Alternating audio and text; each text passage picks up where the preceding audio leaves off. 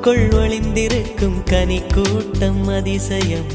வண்ணத்து பூச்சி உடம்பில் ஓவியங்கள் அதிசயம். துளை செல்லும் காற்று மெல்லிசையாதல் அதிசயம்.